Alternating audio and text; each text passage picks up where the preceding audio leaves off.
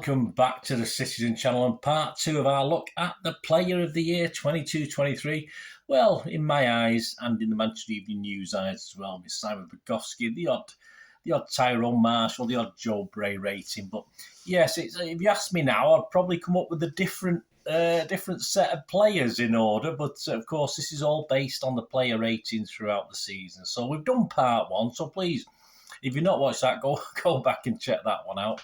Then I'll give you a brief rundown of who was included in that. But we're into the top 10 now. We're into the top 10 players of the season. There were 12 players that we looked at in part 1.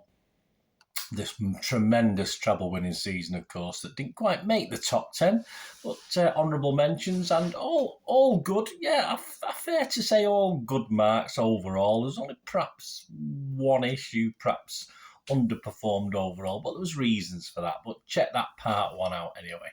And this is part 2 as we get down to the nitty-gritty and a few surprises for you guys in this lot. Please, if you're new to the channel, push that subscribe button, push the bell notifications. Everything's City, of course, past, present, and as long as I can keep toddling along doing it, that's for sure. Spread the word, and if you give us a like for this vlog, I'm trying to get between 20 and 30. Yeah, I've been getting near 40 for some of the vlogs with likes, so my thank you to you all. And if you keep pressing that like button, that thumbs up button, that'll be tremendous. As we said in part 1, there's certain criteria to be met for this. City played a total of 60 competitive games. I don't include the Community Shield, as I won't be including the Super League and FIFA World Club Cups and all this sort of thing in future ones. But yeah, because for me, they're not competitive games. They're nice, but they're just glorified friendlies, aren't they? So we played 38 Premier League games, 13 Champions League games, 6 FA Cups, and just the free Carabao Cup. Yeah, that was a bit of a failure this season. I only took players into account who started games and didn't include sub-appearances, so it's not perfect by any means, but hey, I'll be here all close season trying to work out all the subs and times, etc. And to qualify, a player had to start at least 1/3 of the 60 games, so that's a total of 20. Yes, so 20 minimum starts. I did a similar thing at the World Cup break, and both myself and the Manchester Evening News agreed on our number 1 and 2s. Bernardo was number 2, and Haaland, not surprisingly, was number 1 as we went into the World Cup break at the end of November, was it? End of November. Way down the rankings, we had people like Mahrez, Walker, and not unsurprisingly, a guy called Cancelo.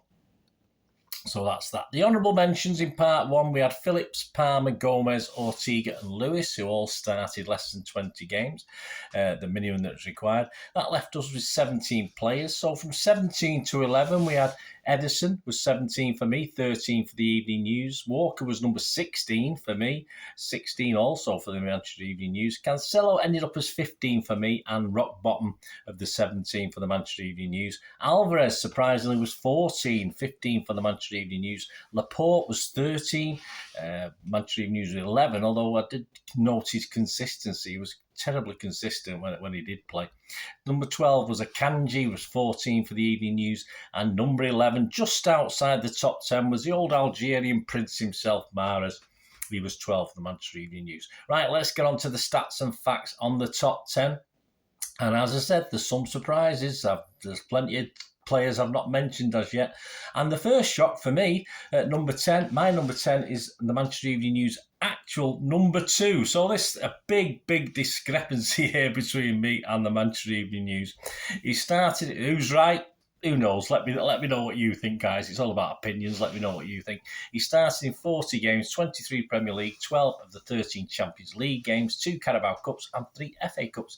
The Manchester Evening News ratings even more remarkable. Before the World Cup break, I had him 12th and the Manchester Evening News had him in 13th. So he went from 13th to 2nd in the second 2/3 of the season. It wasn't really half a season, was it?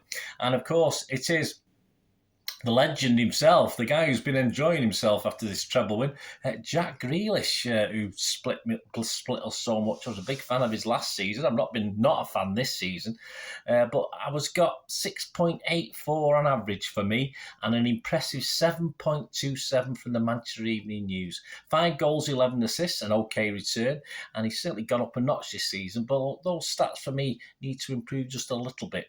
Most of his high ratings came in the Champions League knockout round, £100. His best Premier League scores came in the home victories against United and Liverpool. Well, there you go, Jack Grealish. He's already splitting opinions, isn't he, with me? A lot of people have thought his contribution has been excellent this season. I have personally, but as I said, I just want a little bit more. I expect everything, me. At number 9, yes, another big discrepancy, as again, the Manchester Evening News, and I will have to note this now, gave this guy as their player of the season on ratings. So this guy got their number 1 spot. He got my number 9 spot. Yeah. I knew I didn't agree with the Evening News much, but I had to double check things when I was working this out. And it is, of course, KDB. Yes, my number 9, KDB, Manchester Evening News number 1. 42 starts, 28 in the league, 9 in the Champions League, 1 Carabao Cup, 4 FA Cups. My rating just 6.88, which is good, don't get me wrong. But the Manchester Evening News, an incredible 7.31. He scored 10 goals and a massive 28 assists, of course. His best games include Bournemouth at home, a 4-0 win on the 13th of August, Arsenal at home, a 4-1 win on the 26th of April, and in the Champions League, the 7-0 win, of course, over Red Bull Leipzig on the 14th of March. And the 3-2 home win over Liverpool in the Carabao Cup was his best performance in that competition on the 22nd of December. So there you go. So this is where we're getting a few surprises, isn't it? Right, how about number 8? Thankfully, not much difference between me and the Manchester Evening News. My number 8 is the Manchester Evening News number 6, so not great difference. But this player was both our number 1 at the World Cup break. So this guy, before the World Cup started, was our highest rated player. And he ended up number 8 for me and number 6 for the Manchester Evening News. Have you guessed who it is yet? Yes, a mere number 8, the old Nordic meat shield himself, Erling Haaland. Big surprise. 52 goals, amazing. 9 assists, magnificent stats. 48 starts, 33 in the Premier League, 10 in the Champions League, 1 Carabao Cup and 4 FA Cups. His rating for me, 6.89, impressive. 7.02 for the Manchester Evening News. Of course, 3 of his 5 hat-tricks came before the World Cup break, including a 10 out of 10 score in the 6-3 win over United. And he also got a 10 out of 10 rating, not from me, from the Manchester Evening News, for the 5 goals he scored in the 7-0 rout of Leipzig, of course, on the 14th of March. There you go. So big surprise. Haaland isn't my number 1. He isn't my number 2, 3, 4, 5, 6 or 7. He's my number 8. Lucky number 7. How about that? And just in the top 10 for the Manchester Evening News. Yeah, so again, I rated him higher than they did. Another surprise, really. A rating for me of 6.89, 6.96 for the Manchester Evening News. A player recognised, I think, generally as having a brilliant season. He did have a better post-World Cup campaign, for me anyway, and it's Rodri. He started more games than any other player, 51 starts, 34 in the Premier League, 11 Champions League, 2 Carabao Cup, 4 FA Cup, with 4 goals and 7 assists. A pretty good return, and of course, a very important goal along the way, that Champions League title winning effort. Another with a very consistent level of performance. There's only half a dozen games where he scored. I mean, don't forget he started 50-odd games. He featured in more. It's only a half a dozen game where either myself or the Manchester Evening News give him a rating of less than 6. So incredible. At number 7, Rodri. Just in the top 10 at number 10 for the Manchester Evening News. On to the top half dozen now at number 6, just outside the top 5. But again, a bit of a discrepancy. Number 3 for the Manchester Evening News, we've got Gold Gundo. Yes, 45 in total starts, 27 Premier League, 12 Champions League, 3 Carabao and 3 FA Cup, 11 goals, 6 assists. Again, an excellent level of consistency. His below 6 marks can be counted on one hand for me and the M.E.N. He was 13th in my pre-World Cup ratings, so he jumped from 13th to 3rd. He was 7th in the Manchester Evening News ratings before the World Cup. Sorry, he jumped from 13th to 6th in mine, and he was 7th in the Manchester Evening News before the World Cup, and he jumped to number 3. So a good second 2/3 of the season.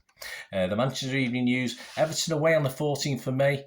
Excellent. 3-0 in the Premier League, one of his better games. Copenhagen at home, the 5-0 on October the 5th. Another one in the Champions League. And of course, the FA Cup final win against Manchester United, where his sort of standout games of the season for old Gundo, of course. Who can forget that? 12.5, 12.8 second, 13 second, you name it, goal. Doesn't matter what it is. It was fantastic. So there you go. He was number 6 for me, number 3 for the M.E.N. Right, into the top 5. Yes, again, close. He was 5 for us and 4 for the M.E.N. We've got a rating of 6.97 for me, so just under that magical 7, and 7.07 for the Manchester Evening News. And we got the old Stockport Iniesta. We've got old Phil Foden. He had this position 5th and 4th before the World Cup break as well. So if you think of consistency, there's probably no one in the 22 players we've talked about has got a higher consistency than Mr. Foden this season. 15 goals, 7 assists, very impressive in just 29 starts, 22 Premier League, 3 Champions League. He didn't start in any knocker rounds of the Champions League, mind you. 1 Carabao Cup and 3 FA Cups. His hat-trick against United, like Erling Haaland, earned him a 10 out of 10 in the Manchester Evening News. He's just 3 starts in the FA Cup, earned him all 8 out of 10 ratings, so that wasn't too bad. So he's number 5. On to number 4, just below the 7 mark for me, 6.99 he averaged. I couldn't sneak it over 7. And of course, he was 6.97 for the Manchester Evening News, only back in 9th spot for them. So the Manchester Evening News had him 9th. I've got him at number 4. And of course, it's Bernardo Silva. 37 appearances, 24 in the Premier League, 9 in the Champions League, 4 FA Cups, and 7 goals and 6 assists. A bit quiet, really, I thought. But again, not too bad. At the World Cup break, both the Manchester Evening News and me, as I mentioned at the start of this vlog, had him in 2nd spot. So he did deteriorate just a little bit in the latter half of the season. Big games in the league were all pre-World Cup, really. The 4-2 home win against Palace on the 27th of August, the 6-3 against United on the 2nd of October, and the Fulham home 2-1 win on the 5th of November.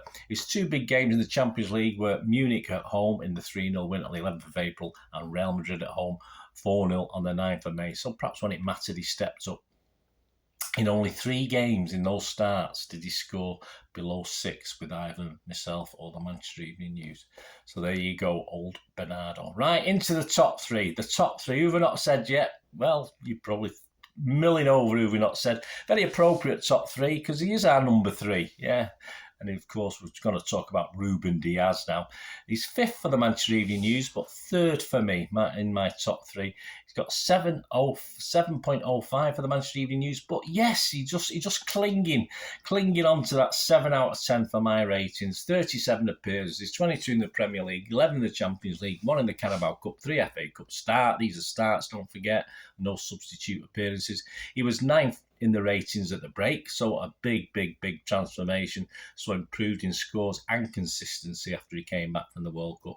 He scored consistently high in his 11 Champions League starts, with his 2 best performances home and away against Bayern Munich. He chipped in with just 1 goal. The very first Champions League game we played, the 4-0 at Sevilla, that was the only goal he scored. So there you go, old Mr. Diaz at number 3. Well, there's only 2 left, isn't there? We've only got 2 left. Both of these guys, you've probably got them in your mind now, wondering who's going to be number 1. But both of these guys started the season as central defenders, but finished far more than that, thanks to Pep, thanks to the guys for improving and playing various roles.